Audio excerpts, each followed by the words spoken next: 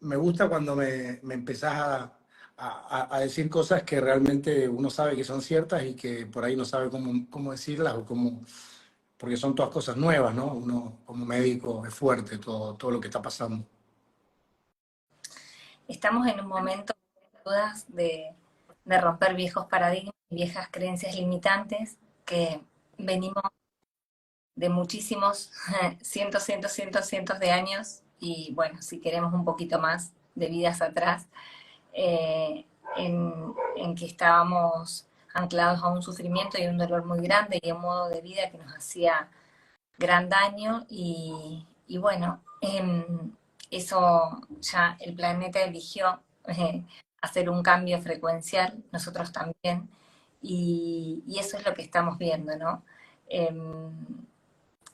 Claro que cuesta, que el atreverse a pensar diferente, como lo pusimos en el título, ¿no? Y tomar caminos nuevos nos cuesta porque nos hace muchas veces sentirnos que perdemos la identidad, más es un regalo. Y vos fíjate que claramente lo que está diciendo no es nuevo, ¿no? Porque cuántas veces han habido transformaciones en el planeta, desde modificaciones climáticas, desde modificaciones en la geografía, hasta cambios y extinciones de especies, como nos está pasando a nosotros, que estamos claramente en un cambio, un punto de ajuste que vamos camino a la extinción. Si vemos nada más lo que está pasando con la tasa de fertilidad en hombres y mujeres, si no fuera por los tratamientos de fertilidad, vamos en camino a la extinción. O sea, es momento de pensar que la naturaleza, el universo, el cosmos, hace lo que siempre hizo.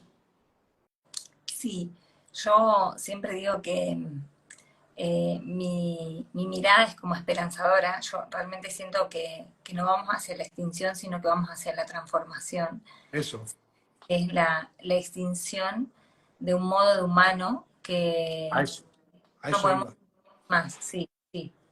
Eh, y todo eso denso, pesado, incongruente, eh, ya no tiene dónde sostenerse. Claro, es un puente esa transformación y estamos caminando ese puente, entonces muchas veces eh, es molesto, es doloroso, más es el camino y es hacia donde hay que mirar. Y no tengo dudas que esa mirada hacia ese horizonte es sumamente. Así que, nada, a Es, mí me. es claramente un proceso de metamorfosis como la naturaleza lo ha hecho en infinidad de veces a lo largo de más de 15 millones de años. Nosotros somos producto de una metamorfosis, venimos de bacterias, o sea, pasamos por varias etapas, evolucionamos hasta llegar a tener una respiración celular perfecta que combina fase fermentativa con oxidativa. El cáncer está haciendo eso. El cáncer es un claro ejemplo que el cuerpo necesita un cambio. El cáncer está tratando de mutar la respiración celular, es decir, está tratando de volver a lo que fue cuando no éramos nada. Es decir, si uno lo ve desde el punto de vista de la medicina evolucionista, la medicina cuántica, la medicina que nosotros estudiamos está condenada a desaparecer en breve, no en el largo plazo, en breve. En breve. Bueno, eso un poquito para las personas que nos están escuchando, siento que, bueno, nos estamos reuniendo, ¿no? Em, para, para poder compartir conceptos que necesitamos como profesional, por decirlo de una manera, y también como dueños de este propio avatar, de este cuerpo que tenemos que saber administrar, no importa seamos profesionales de la salud o no, no tiene nada que ver, lo usamos todos los días y tenemos la responsabilidad de conocerlo. Y, y bueno, un poquito la idea es encontrarnos en poder dejar eh, videos con conceptos que nos sirven de lo profesional y lo personal para este cambio de vida en este momento. ¿Por dónde arrancamos, Adri? Eh, te escucho y tengo un torbellino de ideas y de palabras, de preguntas, de cosas en la cabeza que simplemente yo había hecho hace unos días atrás un reel en Instagram hablando claramente del invento, entre todos estos inventos que nosotros hemos hecho a lo largo de la evolución de los homínidos, hemos tenido inventos buenos, inventos no tan buenos, inventos malos. Para mí las enfermedades son un invento, claro, rotulamos situaciones y transformamos escenarios padecidos por personas en enfermedades que nunca existen, que no existieron, y perseguimos la curación ilógica de situaciones que realmente no existen, porque nosotros no curamos nada, no curamos las enfermedades autoinmunes, no curamos el cáncer, no curamos con esta medicina que aprendemos, no curamos el Alzheimer, no curamos la patología cardiovascular, es decir, y claramente porque es una medicina, es la ciencia al revés, en donde vos necesitas enfermarte para ir a buscar un tratamiento. O sea, y a eso le agregamos el punto de que la medicina no, las personas dejaron de ser importantes para la medicina. Ahora son las enfermedades lo importante. Ese es lo más preocupante. Por eso digo yo que esto no va a ningún lado. ¿Cuál es tu visión? Sí, es como un torbellino de ideas, pero sí, claramente nosotros tenemos que hacernos cargo de que estábamos en un paradigma eh, que estaba, digo, me gusta siempre una frase que es el árbol te tapa el bosque, ¿no? Y en realidad estábamos mirando hacia un foco y poniendo la atención en algo pequeñito, pequeñito, pensando que eso era la causa del problema y perdiéndonos el todo. Nosotros nos dejamos ver primero como un integral, como seres íntegros, cuerpo, mente, alma y espíritu. Pasamos a vernos como un pedacito cada vez más pequeño, que tuvo su beneficio para conocer más de cada pedacito, pero eso había que volver a unirlo y nos hemos perdido ahí. Nos hemos olvidado de verdaderamente la perfección que tiene nuestra biología, que jamás, jamás esta máquina, este avatar perfecto, va a ser una transformación para hacernos daño, sino que siempre a través de lo que está viviendo está buscando modos de supervivencia. Tal Y entonces cual. que nos habíamos olvidado que para poder resolver algo primero lo tenemos que comprender. Y nosotros lo que veníamos haciendo era tapar un síntoma que no nos gusta, era taparlo, y obviamente es como tapar una olla a presión, o sea, va a reventar en otro lado, en lugar de abrir esa enciclopedia que es nuestro cuerpo y poder evaluar en una integridad qué es lo que está sucediendo. Y cuando hablamos de una integridad, cuerpo, mente, alma y espíritu, es poder entender esto que somos, energía, energía hecha materia, que todas las partes que nos conforman están absolutamente comunicadas y que todo lo que nosotros vivenciamos, lo que sentimos, lo que pensamos, la coherencia, la incoherencia, lo que nos gusta, lo que no nos gusta, se plasma en todas nuestras células. Entonces, cada vez que nos sucede algo en la vida, cada vez algo que nos impacta, la construcción también de nuestros hábitos, o sea, queda como un mapa completamente en nuestra biología. Y realmente nosotros no veíamos una transformación de nuestro cuerpo desde ese lugar. Lo veíamos como que era algo que estaba mal y había que taparlo, callarlo, de la manera que sea. Como al no entenderlo, lo que hacíamos era buscar la herramienta más bélica posible para silenciarlo. Y hoy nos estamos dando cuenta que el único modo y el único camino es poder comprender. Y para poder comprender, como profesional, lo primero que tenemos que aprender es escuchar y observar. Y eso lo habíamos perdido.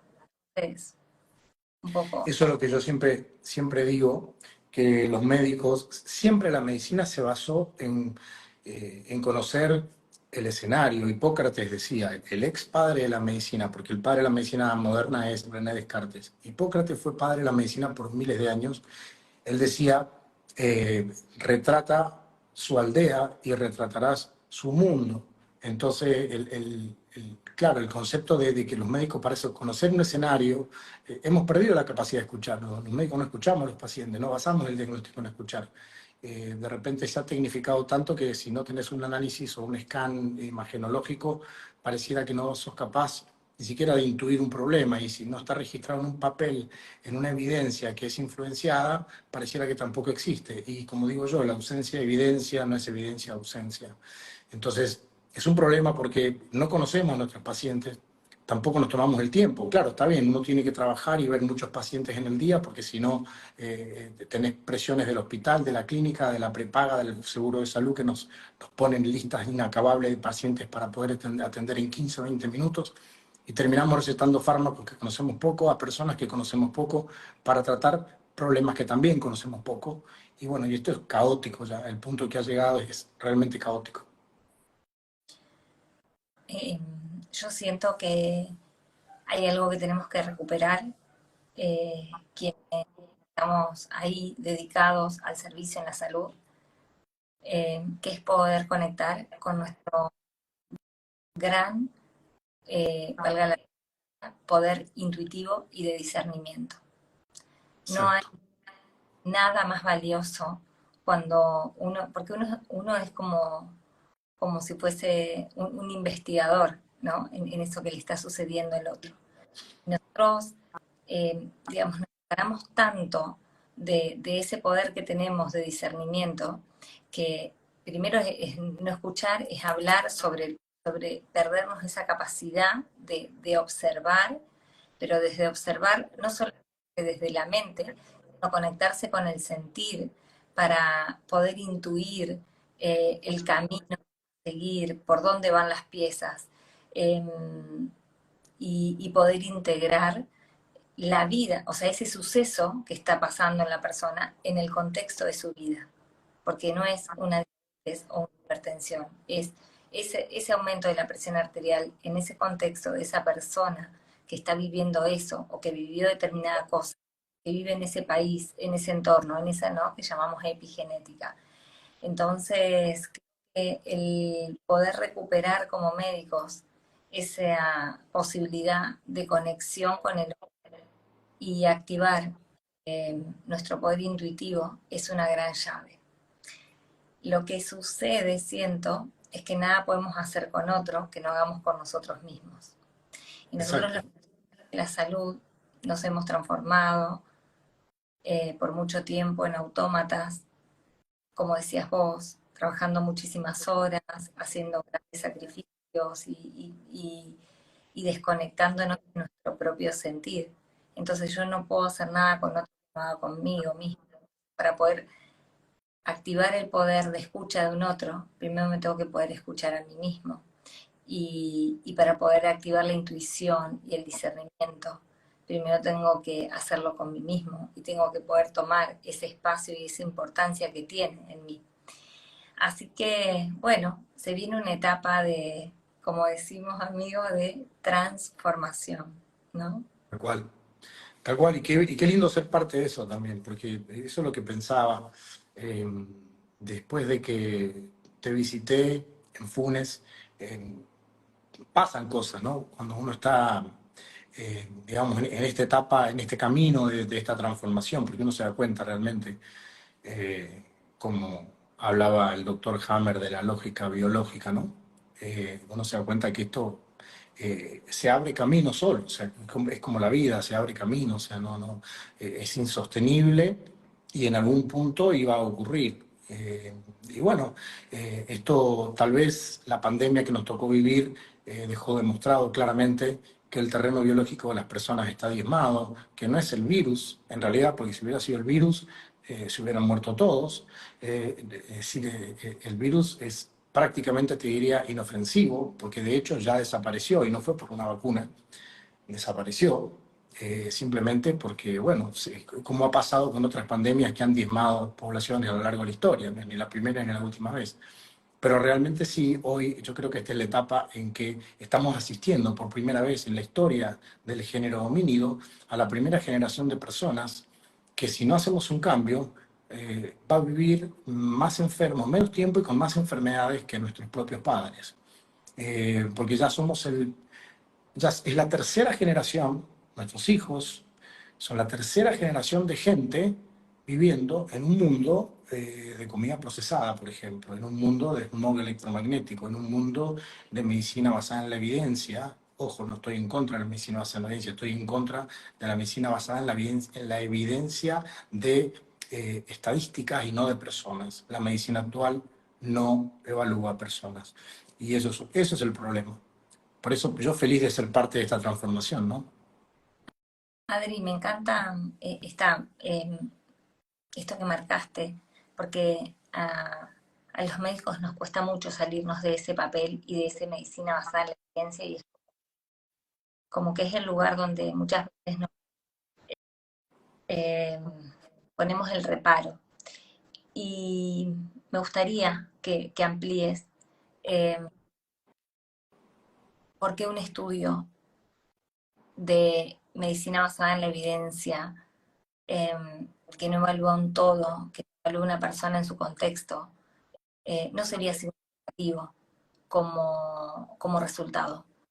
Y porque la medicina basada en la evidencia se basa en el método científico. La evidencia es un método que es la base del reduccionismo. El reduccionismo es es una metodología que existió en otras disciplinas, en la filosofía, en la teología, en la matemática, la agronomía, la veterinaria, pero en la medicina. Pero curiosamente estas ciencias abandonaron el reduccionismo a mediados del siglo pasado y extrañamente la medicina sigue bajo la mirada del reduccionismo. ¿Qué dice el reduccionismo? El reduccionismo dice, nace con René Descartes. René Descartes decía, pienso, luego existo. Es decir, si yo no pensara, dudaría de mi existencia. Ahora bien, él dijo que era necesario para entender el cuerpo humano, que era muy complejo, separar el cuerpo de la mente.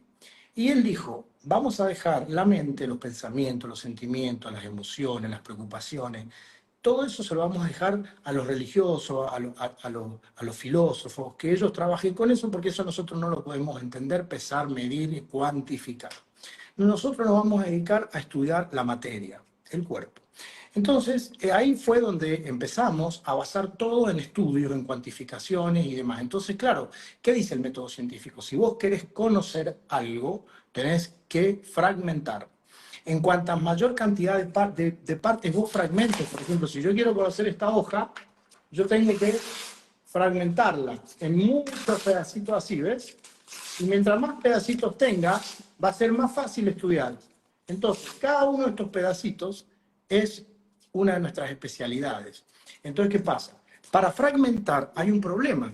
Vos tenés que despojar al objeto estudiado de sus valoraciones personales, subjetivas e influencias. Es decir, suponete, si yo quiero estudiar este termo, ¿me entendés? Yo no me va a importar si el termo es negro, es blanco, si fue usado para hacer el bien o hacer el mal, darle de beber a alguien o golpearlo a alguien en la cabeza. O sea, nada de su historia importa. Es un termo, nada más. Entonces yo lo voy a fragmentar y voy a estudiar sus partes. Ok. De hecho, yo siempre cuento, cuando yo era estudiante de medicina, yo fui docente de la cátedra de farmacología varios años. Y yo me dedicaba a estresar ratas, decapitar ratas. Me acuerdo que medíamos endorfinas en el líquido cefalorraquídeo después del estrés. Y a mí un profesor me dijo, me habló del reduccionismo, de fragmentar el objeto estudiado. Y la verdad que me parecía muy pretencioso despojar a una persona de sus sentimientos, sus emociones, sus pensamientos. Pero cuando iba a leer los que nosotros llamamos papers, que son los trabajos publicados, yo iba a ver el material y método de ese trabajo y en ningún lado aparecen las emociones, los sentimientos, los pensamientos. Entonces yo decía, bueno, ¿será que se puede hacer? ¿Será entonces que si esto lo han hecho, entonces... Y asumí en algún momento de mi carrera de estudiante de medicina, como docente ayudante de trabajo práctico en la cátedra de farmacología, asumí que realmente podemos despojar a las personas de sus emociones, de sus horas de sueño, de su reserva adrenal, etcétera, etcétera, etcétera. Entonces viene el segundo paso del reduccionismo, que te dice que tenés que fragmentar. Y ahí es donde rompimos al cuerpo en muchos órganos y sistemas. Fue el nacimiento del tercer paso que te dice ahora tengo que conocer cada una de las partes. Ahí nacen las disciplinas. Entonces nace la cardiología, la nefrología, la reumatología, la dermatología e incluso fragmentación lineal donde aparecen dentro del mismo fragmento diferentes subáreas. Por ejemplo, la biología molecular, la histofisiología, la biología genética, etc. Después viene el cuarto paso, que te dice, obviamente, ahora tengo que rearmar el objeto estudiado. Y ahí es donde se complica, porque a mayor multiplicidad de fragmentos aparecen contradicciones. Entonces te aparece que el colesterol es bueno, que el colesterol es malo, que los estrógenos producen cáncer, que los estrógenos protegen del cáncer. Entonces, todas estas contradicciones son debidas a la multiplicidad de fragmentos porque la medicina basada en la evidencia puso el criterio en un fragmento. Por ejemplo, el colesterol. no la persona que padece un desorden bioquímico, sino que el colesterol es el responsable. ¿Y qué pasa? ¿Por qué todas las demás ciencias abandonaron el reduccionismo y la medicina sigue con la mirada reduccionista? Porque se dieron cuenta que para rearmar el objeto estudiado necesitas eso contaminante que vos creías que era contaminante en el primer paso, que son las valoraciones personales y subjetivas de la persona o del objeto. Porque necesitas un criterio y ese criterio te lo da a conocer su entorno. Eso decía Hipócrates. Por eso, la máxima aristotélica de la teoría general del sistema, que es la que recuperó la filosofía, la teología, la matemática, la agronomía, se basa en la máxima aristotélica que dice que el todo es superior a la suma de las partes. Pero la medicina sigue con la mirada reduccionista, que basa sus trabajos, sus protocolos, sus tratamientos en un paper indexado, o sea, en un trabajo indexado, y dice, esto está basado en evidencia. Cuando vos vas a ver la evidencia, es insuficiente. No digo que está mal, digo que es insuficiente. Porque entonces hablan del síndrome climatérico, del síndrome genitourinario de la menopausia, y te ponen a la menopausia como una enfermedad, y es una etapa fisiológica normal de la vida de la mujer. Entonces, hay desequilibrios, no hay ningún síndrome. Que lo diga un papel que está influenciado encima por industrias, que no es altruismo lo que hacen las industrias. Es una estrategia de dominio de mercado, como pasa en cualquier negocio. Hacen un paper, crean un producto, lo hacen gold standard, hacen el paper, basan la evidencia y nos lo enseñan a nosotros para que nosotros lo recetemos. Entonces, este es el punto en donde yo digo que la medicina basada en la influencia, en la evidencia, está influenciada por una industria y es insuficiente. Nunca, jamás nadie en 400 años de esta medicina puso en duda el método científico. Y yo estoy en este vivo poniendo en dudas el método científico. Es completamente insuficiente porque no evalúa personas, evalúa casos, Ns. Y vos vas a un libro y lees la hipertensión arterial, no una persona que puede padecer una cifra tensional elevada. Porque este es el punto en donde yo digo cuando dice, ¿qué evidencia me hablas? ¿Cuál es la evidencia? ¿En qué basas tu evidencia? Si vos no estudias personas. Nosotros no estudiamos personas ya nunca más. Es por eso que este punto donde los médicos buscamos tablas, siempre queremos tablas que nos resuelvan, esas tablas son insuficientes y no sirven porque cada ser es único con su historia y con el entorno que lo rodea. Desde, bueno, claramente la medicina del doctor Hammer, donde absolutamente el cuerpo constantemente está manifestando vivencias traumáticas y dolorosas, ¿cómo podríamos comparar un cáncer de una persona en Corea, con una persona argentina, con otra de Australia, con vivencias diferentes, con familias diferentes, con historias, con creencias, con dolores absolutamente diferentes y para todo eso un absoluto mismo tratamiento? Esto siento que es el punto más álgido, donde es algo que ya no tiene dónde sostenerse. Y que siento que no hay ningún profesional que, si se lo pregunta, realmente no lo pueda entender y pueda sostener ese viejo paradigma. Porque es imposible ver y evaluar a un ser humano eh, poniendo el foco en cada una de sus partes y dejarlo de ver como un todo. Realmente nos perdemos la información que tiene para darnos.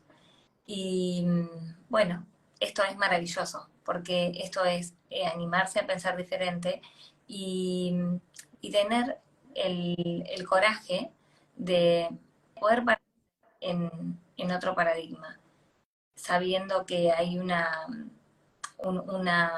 mirada que cambia y poder ahí convivir con el ego que no te deja eh, decir, bueno, pero si en algún momento de mi vida pensé de una forma, hoy puedo pensar de otra y no pasa nada. Eh, hermoso, hermoso, Sí, hermoso.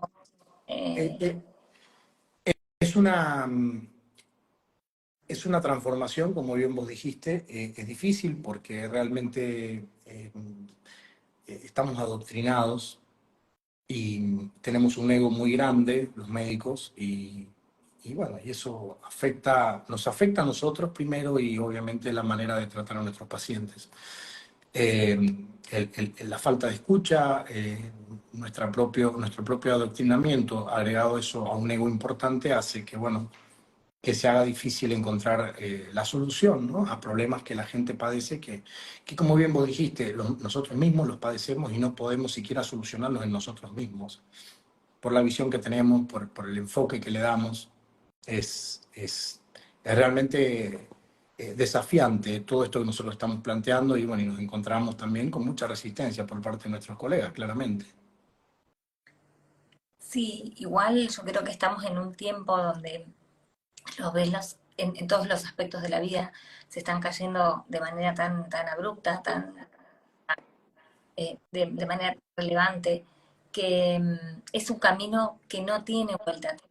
Y esto no es una lucha entre una u otra cosa, sino que es un camino evolutivo. Y la evolución hace eso, algo se transforma. Y cuando se transforma, no tiene vuelta atrás. Entonces, el paradigma médico se está transformando. Y lo mejor que uno puede hacer como, como entregarse a esa transformación y no resistirse.